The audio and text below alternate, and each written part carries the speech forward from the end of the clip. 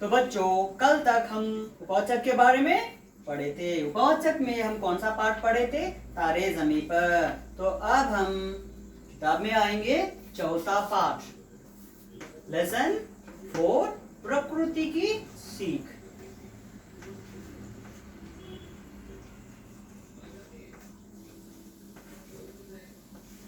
प्रकृति की सीख।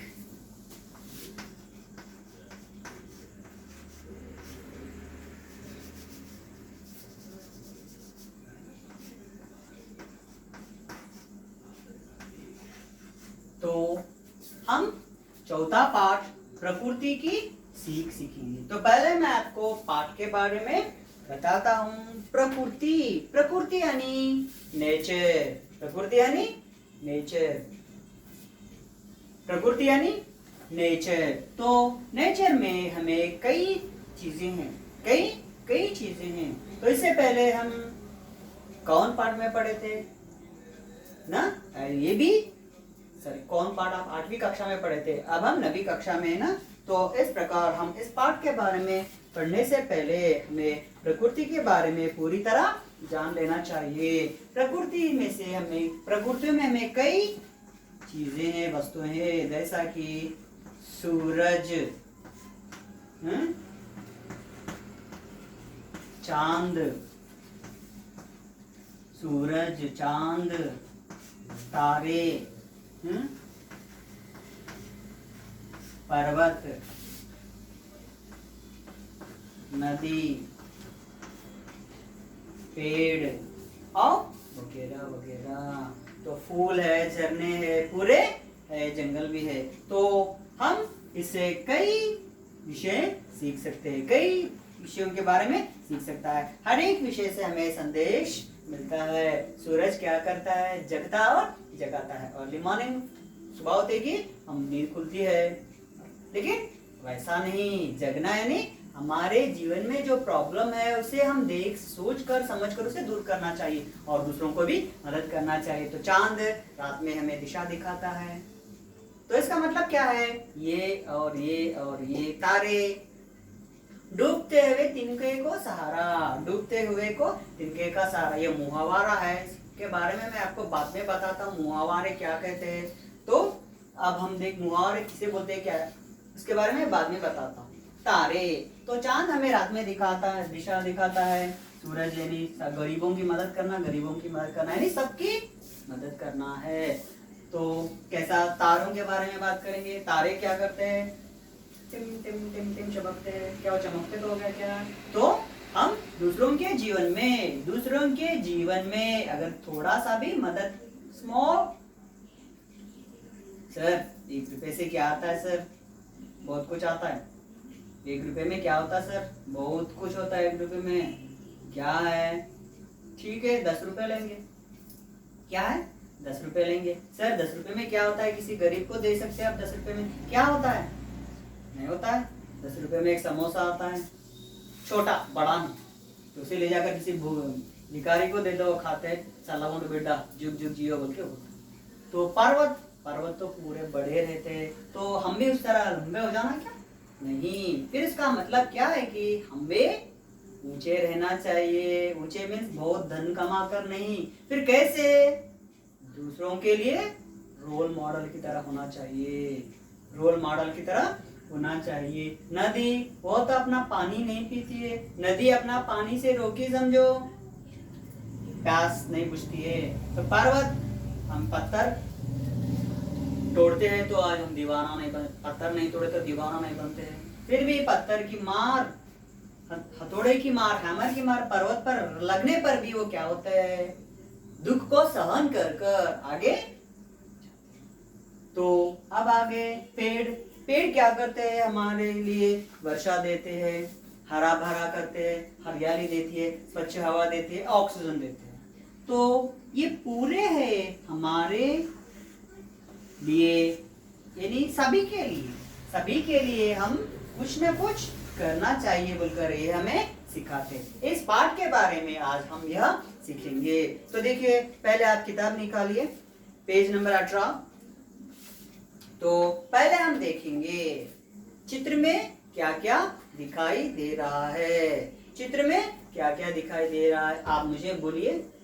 तो इस प्रकार हम इसे सीखने से चित्र देखकर पिक्चर राइटिंग, हम इसे देखकर एक कहानी भी लिख सकते हैं। तो पहले तो देखिए चित्र में क्या क्या दिखाई दे रहा है। चित्र में समंदर, ये क्या है, सी, और स्काई। सी में क्या है, पानी है, और यहाँ पे क्या है, बोट। बोट में क्या है, दो इंसान है।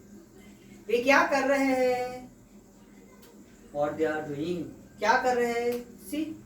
तो वे कह रहे हैं कि समंदर में यानी सी में क्या है, तूफान आया, साइक्लोन आया है, फिर भी उससे साइक्लोन आया है, पानी के लहरें ऊपर ऊपर आके गिर रही है, फिर भी वो कंट्रोल से उसका जहाज, उसका नाव को सुरक्षित करने का प्रयास कर रहे, कोशिश कर रहे हैं।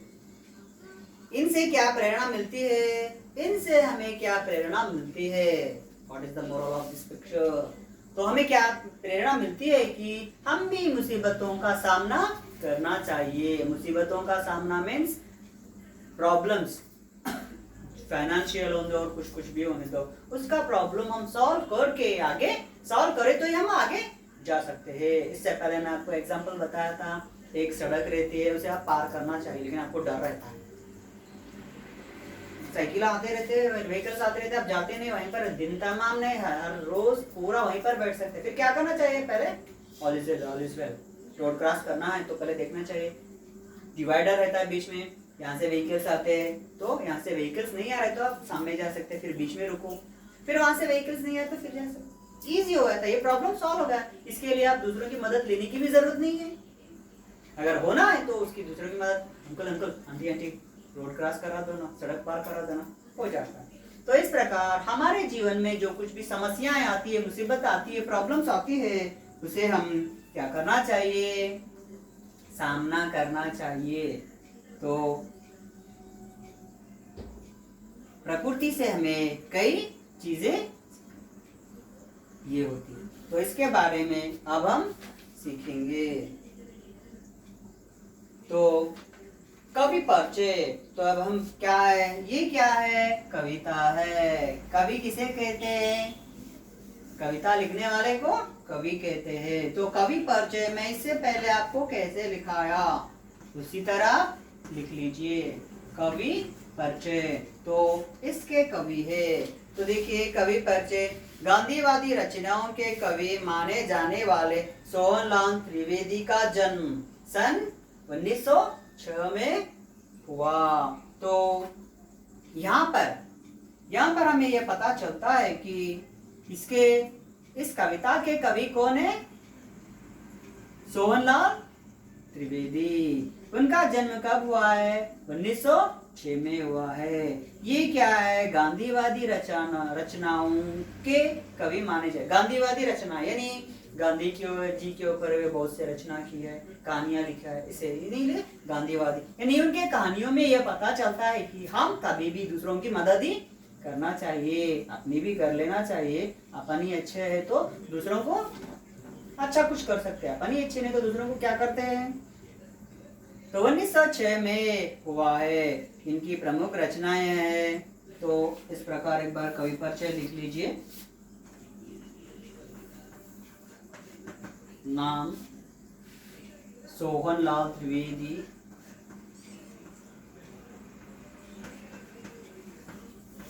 सोहनलाल द्विवेदी,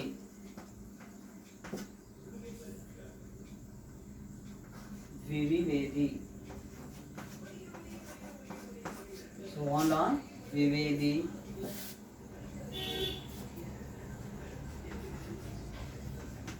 जन्म 1906 में और मरण कब हुआ है, 1988 में। तो इस प्रकार पहले हम कवि परिचय सीखेंगे। तो इनका ये गांधीवादी है और इनका पूरा नाम है सोहनलाल द्विवेदी है। जन्म सन 1906 में हुआ है और इनकी प्रमुख रचनाएं यानी वो जो किताबें लिखता है उनके बारे में भैरवी, पूजा गीत, सेवाग्राम, प्रभाती, युगधार, युगाधर, कुणाल, चेतना, बांसुरी तथा बच्चों के लिए दूध बतासा। बच्चों के लिए दूध बतासा यानी इनके कहानियों के, इनकी कविताओं के नाम है। तो दूध बतासा, दूध यानी क्या है? मिल्क। बतासा यानी हम जब दीपावली के समय में लक्ष्मी पूजा के पास रखने के लिए वाइट और कलर्स के राउंड स्वीट के रहते ना, कॉइन्स की तरह, उसे बतासा बोलते हैं। आदि इनकी रचनाएं राष्ट्रीयता और मानवता का परिचायक है। इनकी रचनाएं ने सोहनलाल द्विवेदी की रचना में उन्होंने जो किताबें लिखी है, उस किताबों में राष्ट्रीयता, नेशनलिज्म, यूनिटी पता चलता है और मानवता, ह्यूमैनिटी, मानवता के बारे में भी हमें देखने मिलता है। भारत सरकार ने सन 1969 में भारत सरकार ने 1969 यानी 1969 में इन्हें कौन सा सम्मान से गौरव किया गया है, सम्मानित किया गया है? पद्मश्री। ये पद्मश्री, पद्म भूषण, अर्जुना अवार्ड्स, अभी कई दूसरे अवार्ड्स है वो गवर्नमेंट सरकार, भारत सरकार से दिया जाता है, भारत रत्न ऐसा। इनका निधन सन 1988 में हुआ है। इनका निधन कब हुआ है? 1988 में हुआ है। तो ये है हमारा कवि परिचय। तो पाठ में जाने से पहले हम एक बार कवि परिचय के बारे में लिख लेंगे। कवि परिचय आप इस तरह लिखिए। नाम सोहनलाल द्विवेदी, जन्म 1906 में, मरण 1988 में। तो रचनाएं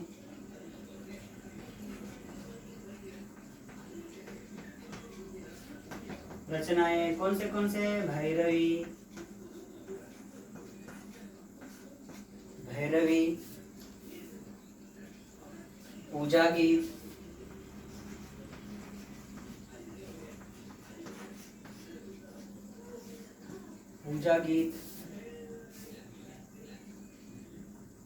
सेवाग्राम,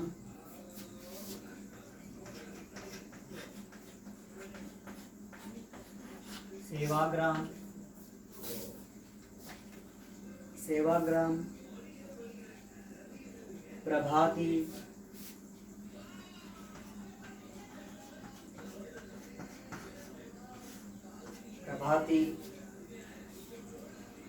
युगाधार,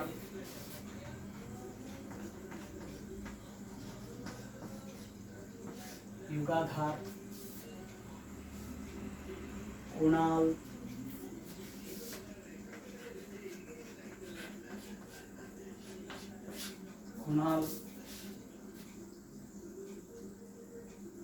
चेतना,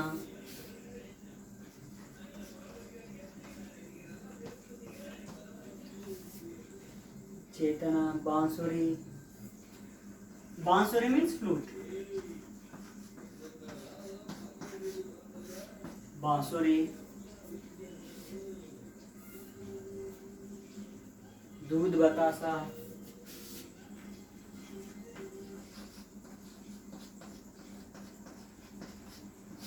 तो ये है हमारे कवि। लिख लीजिए, जल्दी लिख लीजिए, अभी लिखाता हूँ।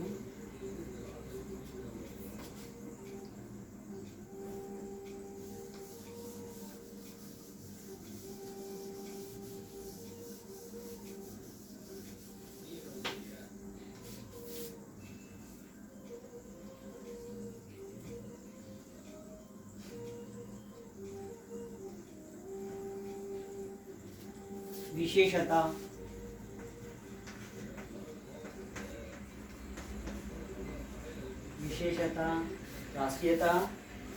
राष्ट्रीयता और मानवता। विशेषता में राष्ट्रीयता, मानवता,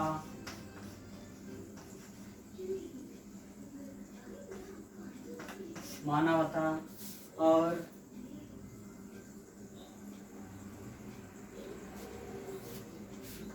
1959 में पद्मश्री। 1959 69 में पद्मश्री की उपाधि ने मिली है। तो ये है हमारे कवि परिचय। तो आज के लिए इतना ही काफी है। तो इस प्रकार हम प्रकृति से बहुत सी चीजें सीखते हैं। तो आज आप एक काम करना चाहिए, इस पाठ में जो बताया गया वह ना होकर प्रकृति में हमें कौन कौन सी चीजें दिखाई देती है।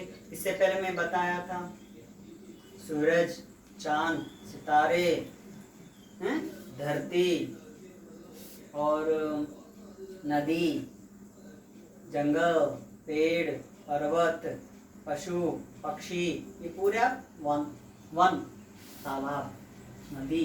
तो पूरे से आप पूरे लिखकर रखना होगा, कल मैं आपसे पूछूंगा। तो इस पाठ में हमें यह सीख मिलती है कि हम भी कुछ करें। क्या करेंगे? चोरी करेंगे या लूटमार करेंगे या किसी को मारेंगे? नहीं, जो कुछ भी हमें बताता है, जो कुछ भी ये प्रकृति की चीजें हमें बताती है, प्रकृति में जो कुछ भी हमें दिखाई देता है उसके पीछे उससे हमें एक संदेश मिलता है। हर एक विषय से हमें संदेश मिलता है। सुबह उठते हो, सूरज निकलता है, वेरी नाइस सनराइज, क्या अच्छा, बस उतना ही। फिर ब्रश करे, फिर अपने काम में लगे। ऐसा है क्या? नहीं, सूरज से हम पहले क्या करना है? हम उठना है और दूसरों को भी उठाना है। यानी आप उठकर दूसरों को जाके उठाना नहीं। कैसा? फिर जाकर उन्हें, जो गरीब है उनकी मदद करना चाहिए। पहले अपने बारे में आप सोचो, फिर आप अच्छे बन जाओ, फिर जाकर दूसरों की मदद करो। तो एक बार कवि परिचय देखो, एक बार मैं पढ़ता हूँ, इस तरह से आप ध्यान से पढ़िए और देख लीजिए। कवि परिचय। गांधीवादी रचनाओं के कवि माने जाने वाले सोहनलाल द्विवेदी का जन्म सन 1906 में हुआ है। इनकी प्रमुख रचनाएं भैरवी, पूजा गीत, सेवाग्राम, युगाधर, कुणाल, चेतना, बांसुरी तथा बच्चों के लिए दूध बतासा आदि। इनकी रचनाएं राष्ट्रीयता और मानवता की परिचय है। भारत सरकार ने सन 1969 में इन्हें पद्मश्री से सम्मानित किया गया। इनका निधन सन 1888 में हुआ है। तो बच्चों, आज के लिए हमें इतना काफी है। तो हम कल पाठ के अंदर जाएंगे। तो मैंने कहा था कि जो यहाँ पे देखिए, उद्देश्य देखिए एक बार अपनी किताब में, प्रेरणादायक कविताओं का संकलन कर उनका पठन करना, ये तो छोड़ो, भाव समझना, प्रकृति के कण कण में कुछ न कुछ संदेश छिपा रहता है। हमारे प्रकृति में, हमारे नेचर में कुछ न कुछ छिपा रहता है, यानी एक मैसेज छुपा रहता है। ये पर्वत, नदियां, झरने, पेड़ आदि हमसे कुछ कहते हैं। इनके संदेशों से हमें जीवन सफल बन सकता है। तो देखिए एग्जाम्पल हम धरती से लेंगे। इस पाठ में यह धरती के बारे में भी है, लेकिन अब हम बात करेंगे धरती यानी अर्थ। तो देखिए धरती कितने सालों से, हजारों करोड़ों सालों से हम उसका नष्ट कर रहे हैं। बोर डालते हैं, थोड़ा बहुत थामे, थोड़ा छुप गया तो हम कितना ही धरती ब्लड डालता है। लेकिन धरती के ऊपर हम सब तरह के कार्य कर रहे हैं, बोर्ड डाल रहे हैं, खोद रहे हैं, उसके ऊपर कई हमारे पास फंक्शंस हुए तो हम पे आजकल तो गैस पर पका रहे हैं, लेकिन लकड़ियां चूल्हा जलाते हैं, तो कितना होता होगा।